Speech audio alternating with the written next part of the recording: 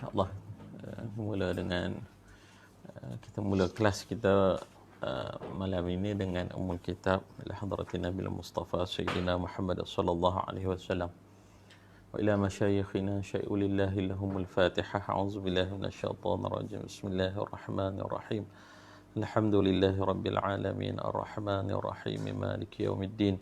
Iyyaka na'budu wa iyyaka nasta'in ihdinas siratal mustaqim صراط الذين أنعمت عليهم غير المغضوب عليهم ولا الضالين آمين. السلام عليكم ورحمة الله وبركاته. بسم الله الرحمن الرحيم. الحمد لله رب العالمين وبه نستعين على أمور الدنيا والدين. اللهم صل على نور الأنوار سر الأسرار ترياق الأغيار مفتاح باب اليسار سيدنا محمد المختار وآله الأطهار وأصحابه الأخيار عدد نعم الله وإفضاله. سبحانك لا علم لنا إلا ما علمتنا إنك أنت العليم الحكيم.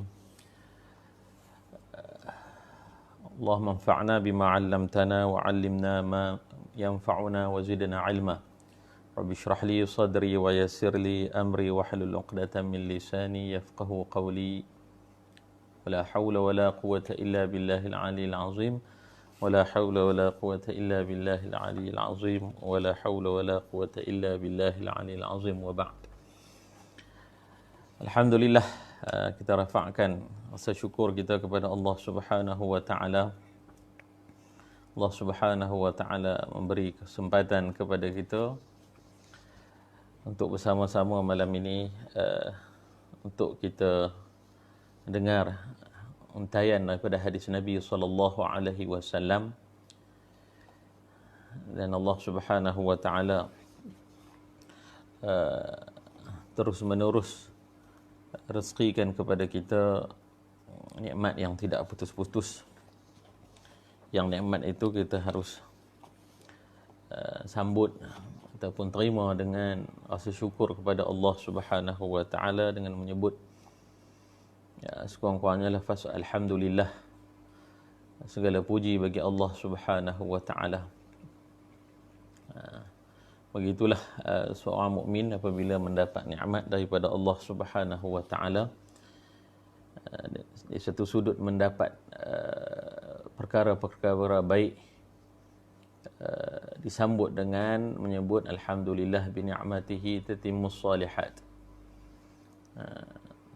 Alhamdulillah, dengan nikmatnya telah sempurna segala kebaikan-kebaikan. Kalau dapat perkara yang sebaliknya, dianjurkan untuk kita menyebut alhamdulillah ala kulli hal. Alhamdulillah, segala puji bagi Allah Subhanahu wa taala bagi setiap keadaan. Kedua-duanya, yakni dapat kebaikan disambut dengan alhamdulillah, dan dapat sebaliknya disambut juga dengan alhamdulillah. Itu kehidupan bagi seorang mukmin ini penuh dengan keuntungan, tidak pernah rugi bila mana seorang mukmin ini memahami hakikat kehidupan di dunia ini. Begitulah. Jadi untuk mengetahui hakikat kehidupan di dunia ini, tidak lain tidak bukan kita perlu dengar daripada apa yang disampaikan oleh baginda Nabi sallallahu alaihi wasallam, yang disampaikan melalui hadis-hadis Nabi sallallahu alaihi wasallam.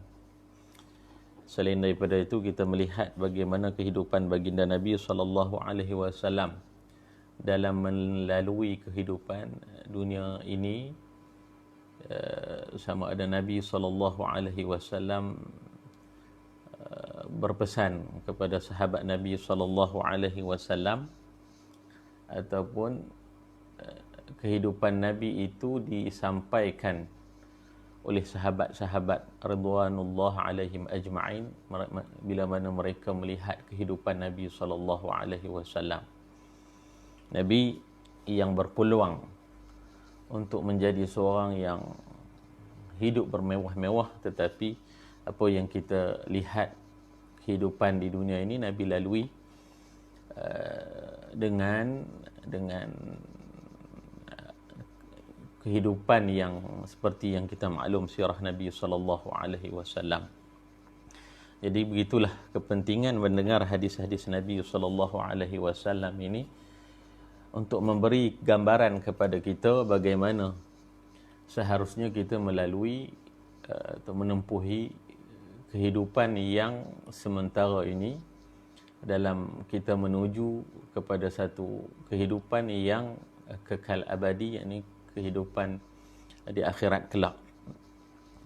Baik, pada malam ini insya-Allah kita akan masuk pada hadis yang ke-9 yang diberi tajuk oleh penyusun berapakah dalamnya jurang api neraka.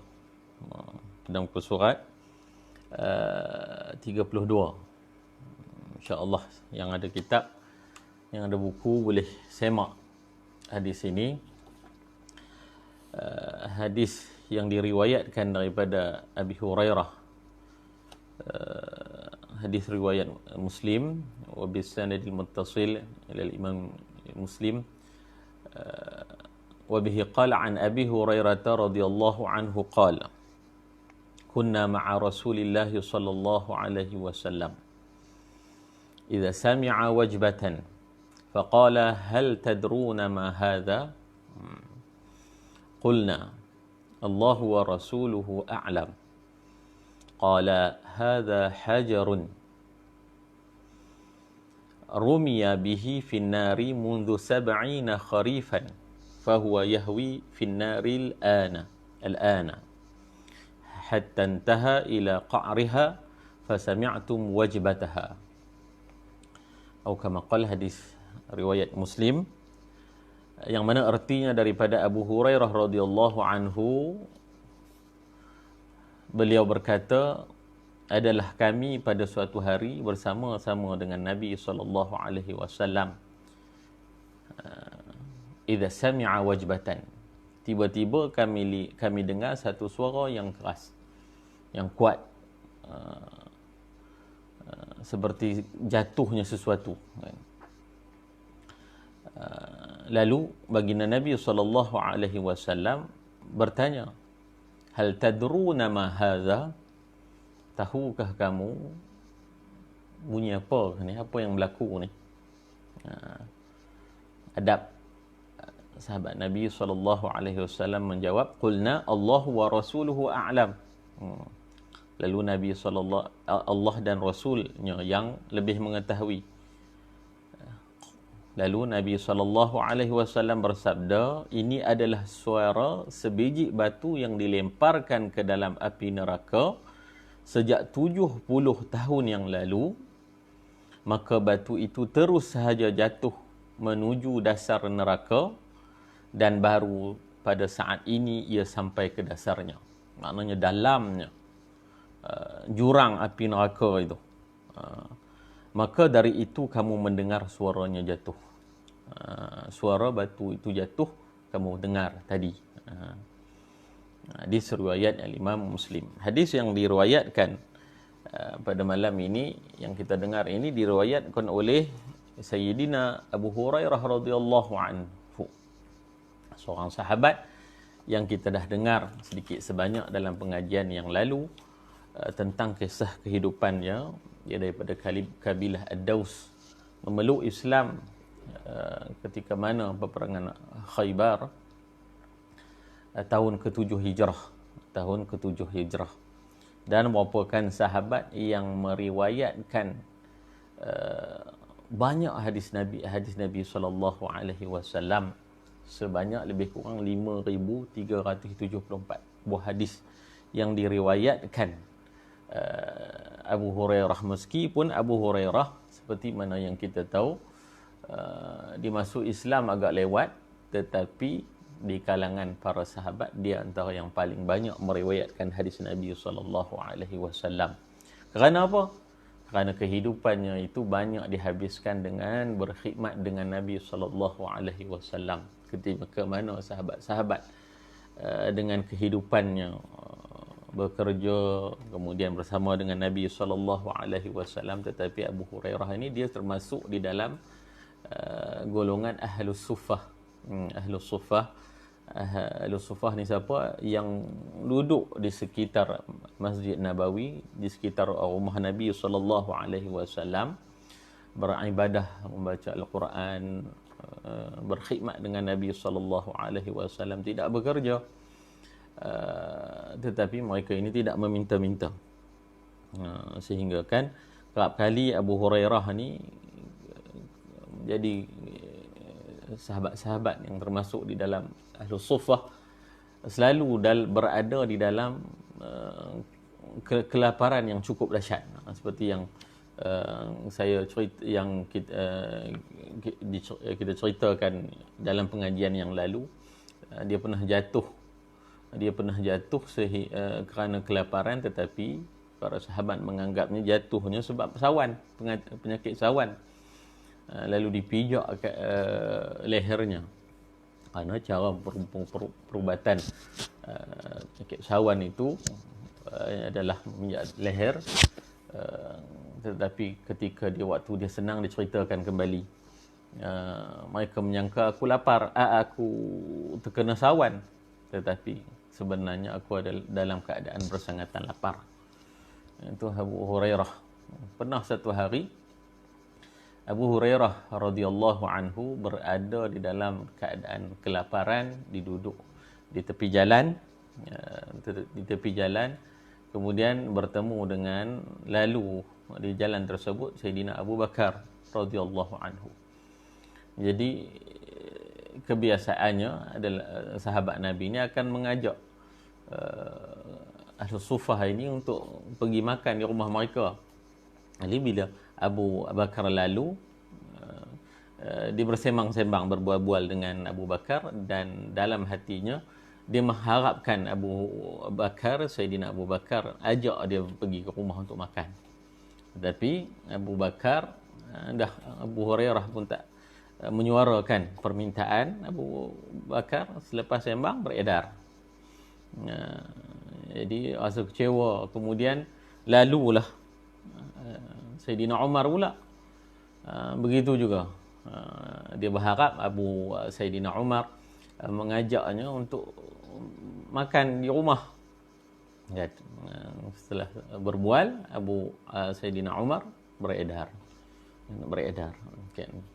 Jadi sedikit kecewa di dalam hatinya kerana dia berada di dalam keadaan bersangatan lapar, tapi tak minta. Lalulah baginda Nabi SAW, dan Nabi SAW mengetahui yang Abu Hurairah sebenarnya dalam keadaan begitu lapar. Lalu dia ajak Abu Hurairah ni pergi ke rumah Nabi SAW. Nabi nak tengok apa yang ada kat rumah, boleh jamu, boleh bagi Abu Hurairah makan sikit. Sampai di rumah Nabi SAW melihat ada sebekas susu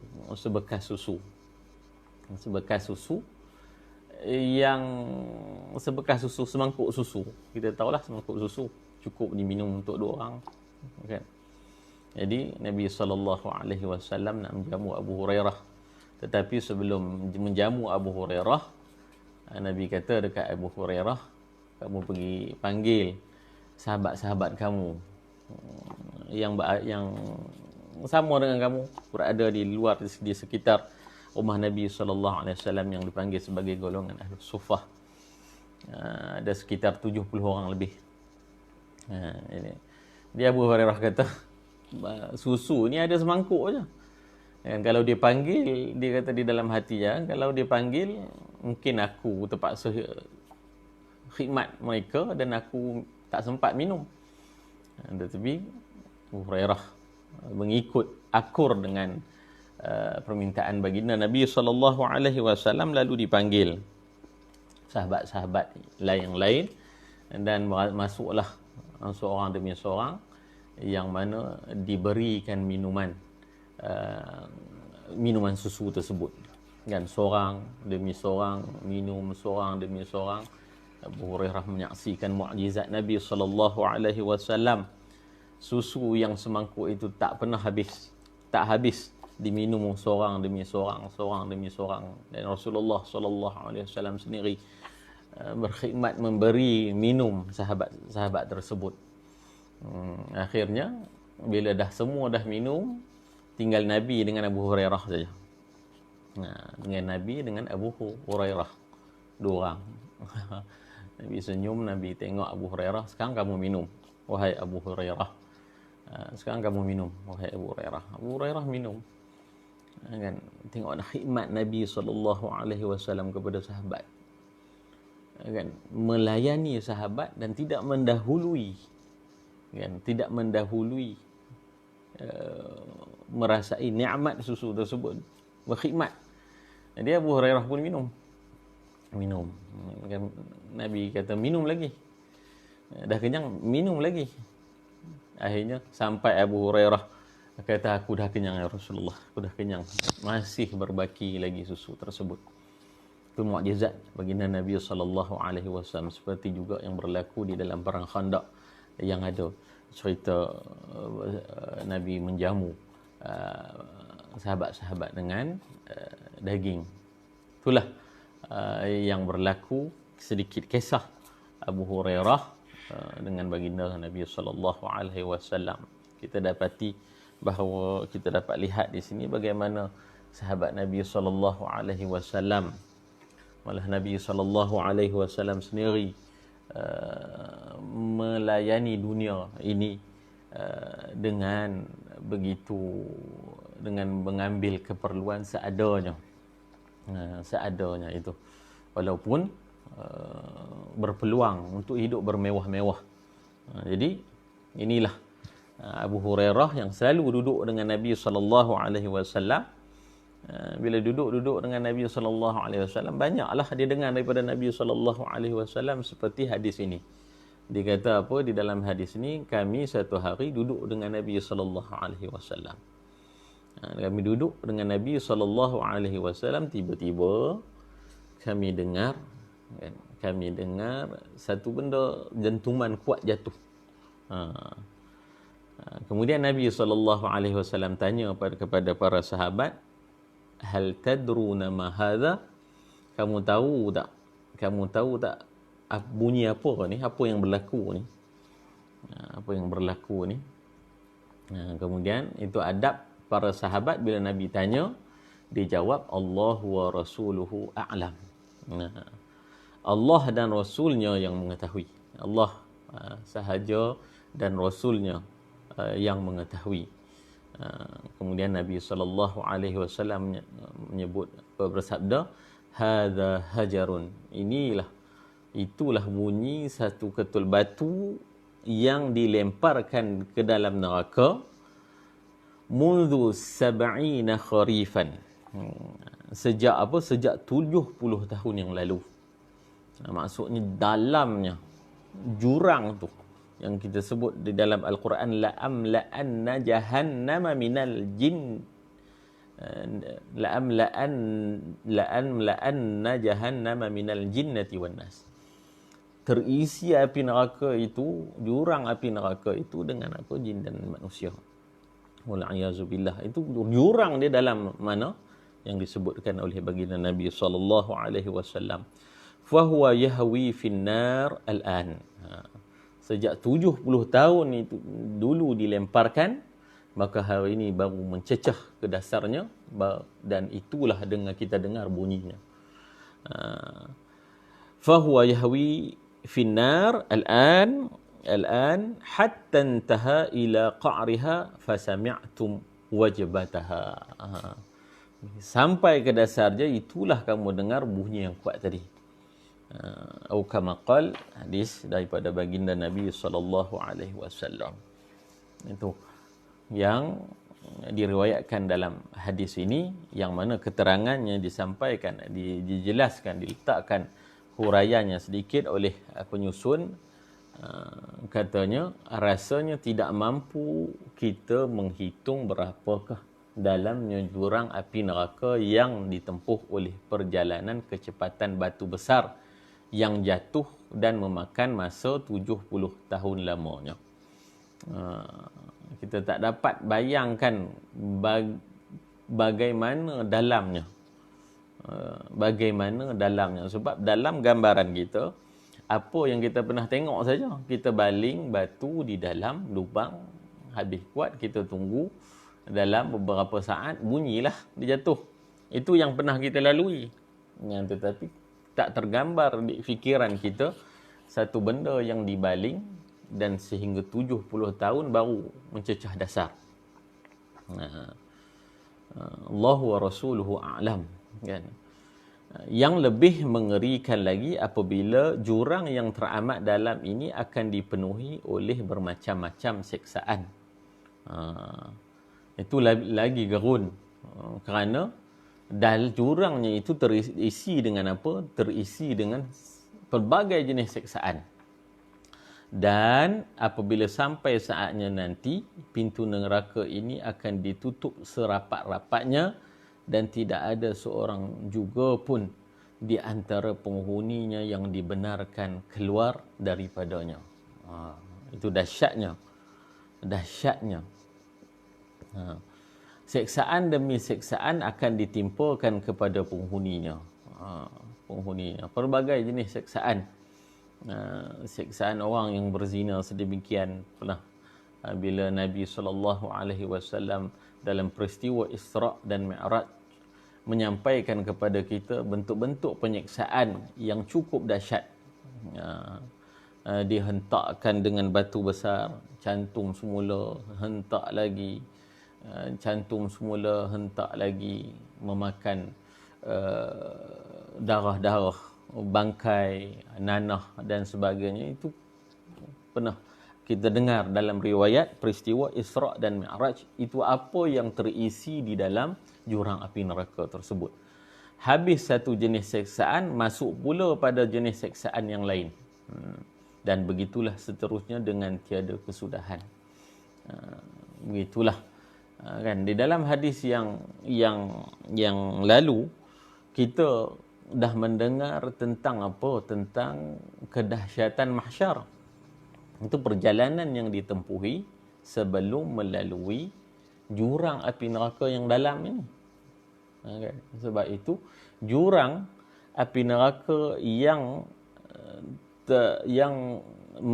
terlintas di atasnya itu titian sirat, di bawahnya itu jurang, itu dilalui. Sebelum itu kita melalui apa? Kita melalui suasana mahsyar yang kita sebut pada hadis yang lalu, yang mana seseorang itu akan tenggelam di dalam teriknya panas sehingga dia akan tenggelam di dalam peluhnya sendiri mengikut kadar bagaimana dosa yang telah dilakukan. Di dalam hadis qudsi yang disebutkan hadis qudsi ini adalah hadis yang diwahyukan oleh Allah Subhanahu wa taala kepada Nabi, dan Nabi SAW menyampaikan melalui lisannya. Apa yang Allah Subhanahu wa taala sebut? Allah Subhanahu wa taala sebut, ya bani Adam, wahai anak Adam. Wahai anak Adam, Allah sebut, kaifa tu'suna, bagaimana mungkin kamu boleh melakukan maksiat wa antum tajza'una min harri syamsi.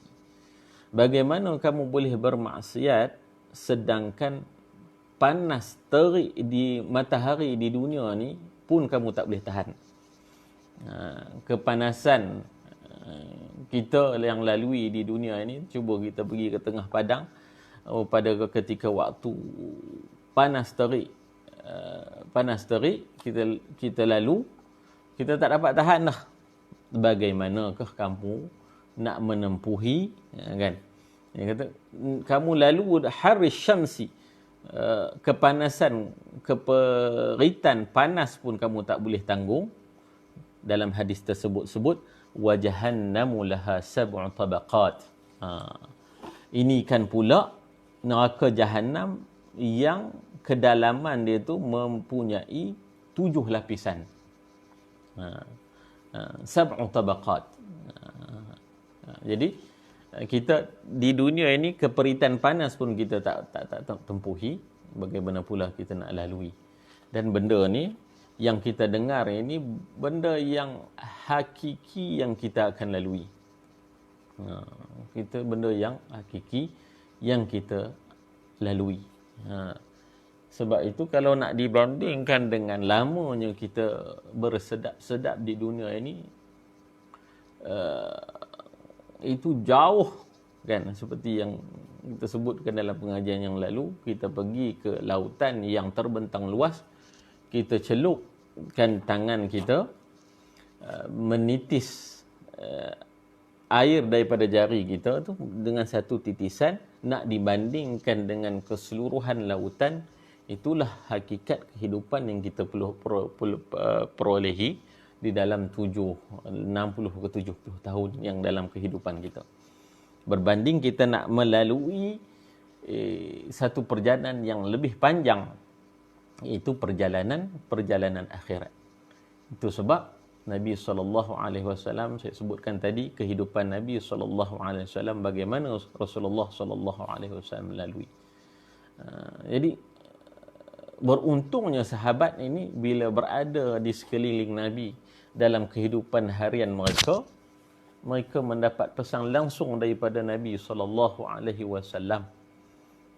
Pesan langsung daripada baginda Nabi SAW. Dan Nabi SAW sentiasa memperingatkan kepada mereka tentang hakikat dunia yang kamu lalui ini berbanding dengan akhirat. Begitu juga satu hari sahabat Nabi SAW duduk bersama dengan para sahabat, kemudian didatang dalam pada majlis tersebut seorang sahabat, Mus'ab bin Umair. Mus'ab bin Umair ini, siapa orang ni Mus'ab bin Umair ni? Mus'ab bin Umair ni di Mekah dahulu, dia seorang yang kaya. Mak ayah dia kaya. Kan? Mak ayah dia kaya dan manjakannya. Sehingga diriwayatkan Mus'ab bin Umair ni dia ada minyak wangi sehingga kan bila dia lalu di satu lorong, orang akan tahu yang lalu itu adalah Mus'ab bin Umair, kerana minyak wangi yang dia pakai itu cukup tinggi nilai dia, dengan baju yang bermewah. Tetapi apabila dia memilih untuk ikut Nabi SAW, dia memilih Islam, memilih ikut Nabi SAW, maknya memutuskan biaya dan dia sampai ke Madinah dalam keadaan yang cukup dhaif. Jadi Nabi SAW duduk di dalam satu majlis, bila nampak Mus'ab, Nabi SAW menangis.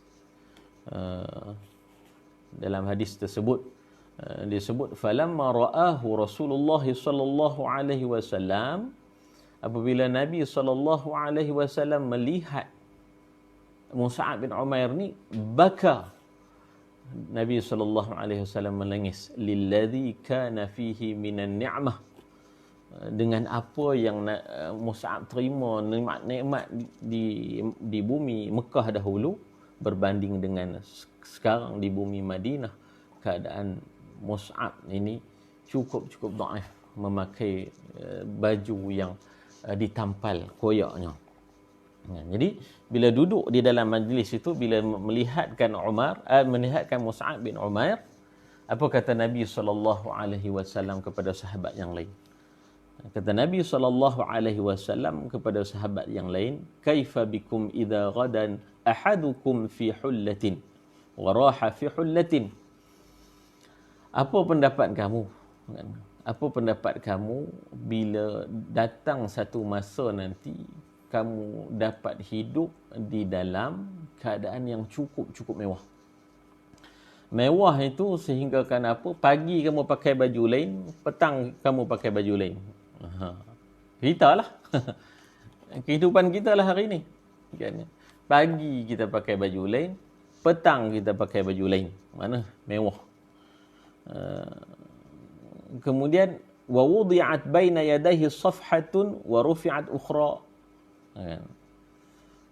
Makan pada masa tersebut, makan tak berhenti. Bila makan satu hidangan yang mewah, kemudian diangkat hidangan tersebut, datang lagi hidangan yang mewah. Kan? Hidangan yang apa yang kita lalu pada hari ini, nak makan apa? Siap duitnya. Kita boleh makan. Ya kan? Nabi tanya para sahabat, bagaimanakah kamu ketika esok atau satu tiba waktunya kamu hidup dalam keadaan bermewah-mewah macam tu. Selepas Nabi lihat Mus'ab bin Umair, kemudian Nabi memberi pengajaran kepada para sahabat yang lain. Kan? Sahabat jawab, kata sahabat, sudah tentu kami berada di dalam keadaan senang untuk beribadat. Sudah tentu kami berada di dalam satu keadaan senang yang beribadat. Tidak kami disibukkan dengan urusan-urusan mencari rezeki dan sebagainya. Kemudian Nabi tanya pada sahabat, mereka jawab, Nabi tanya, mereka kata apa? Nahnu yawma idzin khairum minnal yawm natafarra'u lil ibadah wa nukfal mu'nah. Mereka jawab apa? Sudah tentu kami berada di dalam keadaan yang senang kami untuk beribadah. Apa kata Nabi SAW? Kata Nabi SAW, la, kamu ingat macam itu lebih baik daripada kehidupan kita sekarang ini? La, antumul yaum khairun. Kamu berada di dalam keadaan sekarang, mana berada dalam keadaan kekurangan ini, itu adalah lebih baik, khairum minkum yauma idzin, daripada kamu datang pada kamu dalam keadaan saat kamu yang dapat bermewah-mewah. Itu pesan Nabi SAW ketika duduk dengan sahabat, memberi gambaran kepada kita bagaimana Nabi SAW bukan Nabi SAW ini bercakap sebagai cakap dalam keadaan dia senang, orang yang susah. Tak. Nabi SAW pun melalui suatu kehidupan yang mana kita tahu Nabi SAW dapurnya pernah beberapa hari tidak berasap, maksudnya tak ada benda pun nak makan. Itu gambaran yang Nabi SAW tunjukkan, ajarkan kepada sahabat bagaimana dunia ini dilalui. Bukanlah kita nak sampaikan, bukanlah kita nak bagi satu yang apa yang kita dapat pada hari ini satu benda yang tidak baik. Kalau kita dapat nikmat-nikmat yang Allah Subhanahu wa taala bagikan kepada kita pada hari ini, itu sebab kita perlu laluinya dengan apa? Dengan banyak bersyukur kepada Allah Subhanahu wa taala. Yang mana Nabi SAW dalam kehidupan yang begitu, Nabi SAW beribadah pada malam harinya sehingga bengkak-bengkak kaki. Yang mana apabila Aisyah radhiyallahu anhu melihat Nabi SAW dalam beribadah malam itu, kata Aisyah, ya Rasulullah, engkau ya Rasulullah ini seorang insan yang diampunkan dosa yang lalu dan dosa yang akan datang, maksudnya maksum. Apa perlu lagi kamu ya Rasulullah beribadah sampai begini, kan? Apa jawab Nabi SAW? Kan Nabi kata, afala akuna abdan syakura. Salahkah aku nak menjadi orang yang bersyukur, seorang hamba yang bersyukur? Kehidupan yang Nabi SAW. Maknanya kehidupan bila nikmat yang kita dapat, kan, satu tanggungjawab kepada kita adalah untuk mensyukuri nikmat Allah Subhanahu wa taala. Nikmat yang terbesar sudah tentu adalah iman dan Islam. Nikmat yang paling besar itu adalah iman dan Islam. Nikmat kesihatan yang Allah Subhanahu wa taala kurniakan kepada kita, itu nikmat, kan? Itu pun nikmat kesihatan pun kita selalu lupa. Yang seharusnya kita syukur, Jadi nikmat atas nikmat yang kita terima ini kan sampaikan kita terlepas pandang. Tapi apa yang diajarkan oleh Nabi SAW adalah menjadi orang yang mensyukuri nikmat Allah Subhanahu wa taala ini, mengingati Allah Subhanahu wa taala melalui memandang nikmat-nikmat yang Allah Subhanahu wa taala kurniakan. Nah, itulah hakikat dunia yang Nabi SAW kongsikan dan hakikat akhirat yang bakal kita tempuhi dengan bermacam-macam ujian, dengan kesusahan di mahsyar, kemudian kedahsyatan siksaan neraka. Itu sudah Nabi SAW kabarkan kepada kita. Sebab itu bila kita baca hadis-hadis sebegini, perlu kita teringat balik doa-doa yang kita selalu doa, Rabbana atina fid dunya hasanah wa qina adzabannar. Ya Rabbana atina fid dunya hasanah, ya Allah, berikan kepada kami kebaikan di dunia, wa qina adzabannar, dan jauhlah kami daripada api neraka. Terbayang ataupun tergambar kepada kita suasana yang telah kita dengar daripada hadis Nabi SAW tentang apa yang kita minta daripada Allah Subhanahu wa taala, jauhkan kita daripada api neraka. Nah, doa yang kita minta lagi kepada Allah Subhanahu wa taala, Allahumma inna nas'aluka ridhaka wal jannah wa na'udzubika min sakhatika wan nar. Kami minta berlindung daripada Engkau, ya Allah, kemurkaan Engkau dan daripada api neraka. Itu tergambar kepada kita kedahsyatan yang kita minta jauh daripada Allah Subhanahu wa taala, dan akhirnya membawa kita kepada satu kehidupan yang memandu kita untuk melakukan kebaikan dan menghindar daripada melakukan dosa-dosa yang menyebabkan kita wal'iyazubillah menghadapi siksaan daripada api neraka. Di dalam hadis qudsi yang saya bacakan tadi, kan, setelah Allah Subhanahu wa taala menyebutkan kepada kita bagaimana kamu boleh lakukan maksiat sedangkan keperitan panas matahari pun kamu tak boleh tempuh. Kemudian di dalam hadis akhir tersebut, hadis qudsi akhir tersebut, apa yang Allah Subhanahu wa taala sebut? Allah Subhanahu wa taala sebut, farhamu anfusakum. Kasihanilah diri kamu, ya ibadi, wahai hamba-Ku. Kesian kat diri kamu sendiri, wahai hamba-Ku. Kan? Sebelum kita kesian kat orang lain, kan, pertama sekali jaga diri kamu dulu. Kan? Farhamu anfusakum ya ibadi. Kasihanilah terhadap diri kamu sendiri, wahai hamba-Ku. Fa innal abdana dha'ifah. Sesungguhnya badan kamu tu lemah. Allah sebut. Fa innal abdana dha'ifah. Sesungguhnya badan kamu untuk menghadapi siksaan api neraka tu cukup lemah. Kan, kena panas lilin sikit pun kita dah tarik, kan, tak dapat tahan. Kemudian Allah sebutkan lagi di dalam hadis qudsi itu tersebut, was-safaru ba'id. Perjalanan kamu ni jauh. Kamu nak tempuh alam barzakh, kemudian kamu nak lalui mahsyar yang hisapan dia cukup lama.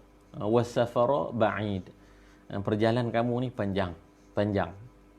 Di dunia mungkin kita anggap dah panjang dah, tetapi di dunia ni sa'ah, sebentar kan. Wal hamla thaqil, bebanan yang kamu bawa tu cukup banyak. Bebanan yang kamu bawa nak bertemu dengan Allah Subhanahu wa taala ni cukup banyak. Yakni nikmat yang kamu tak syukuri, kemudian dosa yang kamu telah lakukan, itu cukup banyak bebanan-bebanan. Kemudian was-sirata daqiq, kan, titian sirat tu halus untuk kamu lintasi. Wan naqida basirun, sedangkan pemerhati apa kerja buat kamu itu cukup teliti. Baik kamu lakukan ataupun jahat yang kamu lakukan itu, yang memerhatikan kita, yang mencatat amalan kita, kiraman katibin, raqib dan atid, yang mencatat itu cukup teliti. Allah Subhanahu wa taala yang melihat kita itu cukup teliti. Cukup teliti. Wan naqidu basirun, yang memerhatikan kerja buat kita di dunia ni cukup teliti untuk dihisab nanti. Kemudian disebutkan lagi wal qadiya rabbul alamin, yang akan menghukumkan kita nanti, meletakkan kita itu adalah Tuhan, Rabbul Jalil, Tuhan Rabbul Alamin, Tuhan yang menguasai sekalian alam. Maka daripada hadis ni dapat kita ambil pengajaran bahawa kita perlu mengetahui suasana ataupun ancaman Allah Subhanahu wa taala terhadap jurang api neraka, yang moga-moga kita selamat daripada melaluinya, dan Allah Subhanahu wa taala golongkan kita di dalam golongan yang mendapat rahmat dan kasih sayang Allah Subhanahu wa taala berkat kan amal perbuatan kita, berkat kita bersahabat ataupun bersama-sama dengan orang soleh, berkat sedekah-sedekah kita yang kita lakukan, yang semua ni dilakukan dalam keadaan ikhlas kepada Allah Subhanahu wa taala, dan berkat rasa malunya kita dengan Allah Subhanahu wa taala untuk melakukan maksiat, dan malunya dengan Allah Subhanahu wa taala dengan sedikit amal perbuatan kita di dunia ini. Kita mohon kepada Allah Subhanahu wa taala, Allah Subhanahu wa taala selamatkan kita daripada menghadapi azab api neraka, dan kita menjadi orang-orang yang diselamatkan dan memasuki syurga Allah Subhanahu wa taala. Demikian yang dapat kita kongsikan pada malam ini. Moga-moga bermanfaat, moga-moga melembutkan hati kita bersama, dan moga-moga menjadi panduan di dalam kita menempuhi kehidupan. Wallahu alam. Demikian yang baik itu daripada Allah Subhanahu wa taala, dan yang sebaliknya daripada saya sendiri. Aqulu qawli hadha wa astaghfirullahal azim li wa lakum. Subhana rabbika rabbil izzati amma yasifun, wassalamun alal mursalin. Sallallahu ala sayyidina Muhammad, walhamdulillahi rabbil alamin. Terima kasih atas perhatian. Assalamualaikum warahmatullahi wabarakatuh.